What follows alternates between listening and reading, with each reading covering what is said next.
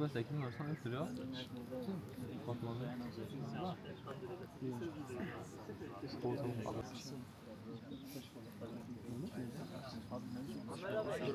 Tam burada gelmesi lazım denizin orada.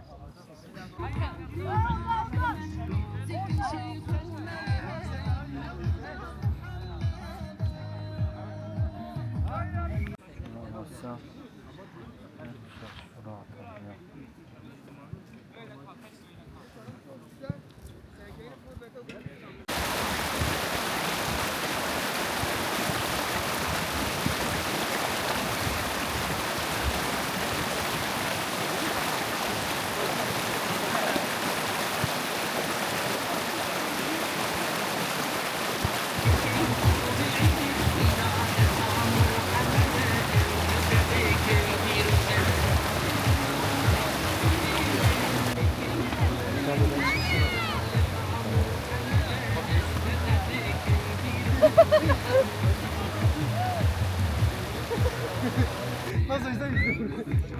Aşağı şey daha iyi olur da. Alo.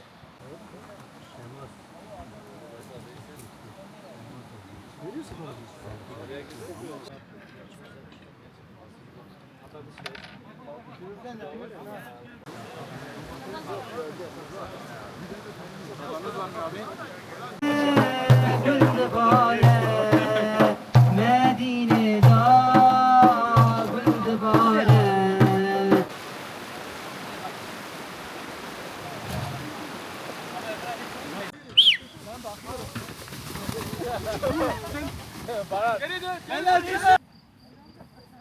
Başkanım. Ömer abi. Ömer abi. Ömer abi. Ya Ömer abi. Orta. Başkanım. Geçmedi valla. Bırakma başkanım. Arkadaşlar taşlık alanlar taştır, bilginiz olsun.